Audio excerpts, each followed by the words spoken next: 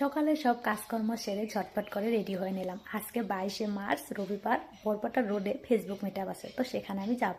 তো দেখো ঝটপট করে চলেই আসলাম। আর আসার সঙ্গে সঙ্গে রাকেশ দাদাভাইয়ের সাথে দেখা হলো। আর রাকেশ দাদাভাইয়ের সাথে কিন্তু বঙ্গাইগাঁও মিটআপে দেখা হয়েছিল, অনেকটাই ভালো লাগলো, অনেকদিন পর দেখা হলো।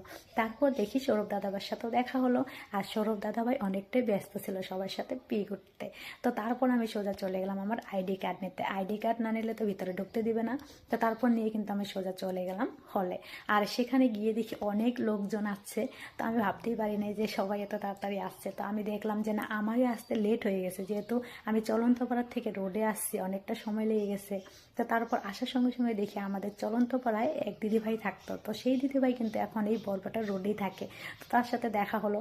তারপর দেখি আমার মামির সাথেও দেখা হলো। সব মানে ভালো লাগলো দেখে যে এখানে অনেক চেনা জানা লোক আছে। তো ভালো লাগলো। তো এই দিদিভাইগুলো কিন্তু নতুন, তো আমার সাথে এই প্রথমবার পরিচয় হলো, খুবই ভালো লাগলো। তো তারপরে কিন্তু দেখো আমাদের দিয়ে দিল ট্রফি।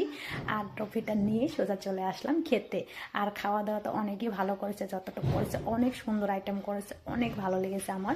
আর আমি তো এই পাঁপড় চপ এইসবই খাই, তো তার জন্য কিন্তু বুঝতে পারছো সেই সব নিয়ে আমি খুশি। তো তারপর একটু প্রোগ্রাম হলো, সেখান থেকে সোজা চলে আসলাম আমি মামা বাড়ি। আর মা আমি আসতে না মানে কি আর বলবো, আমি আসতেই চেয়েছিলাম না, তো বলছে না যেতে হবেই। আর মামিদের বাড়ি বেশি দূরও না, সে রোডের থেকে 10 টাকা ভাড়া, পিলপিলি দিয়ে আসলাম আমরা টোটো দিয়ে।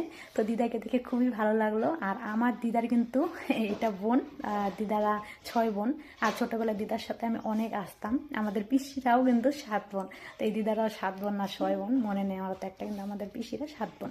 তো তারপর আসার সঙ্গে সঙ্গে দেখো দাদাভাই কত কিছু বলছে, খুবই ভালো লাগলো যে ভুল চোখ হয়ে যেতে পারে, কিছু মনে করো না। দাদাভাইরা সত্যি খুব ভালো লেগেছে, অনেক অনেক ভালোবাসা দিয়েছে, অনেক সম্মান করেছে, অনেক অনেক ধন্যবাদ সব।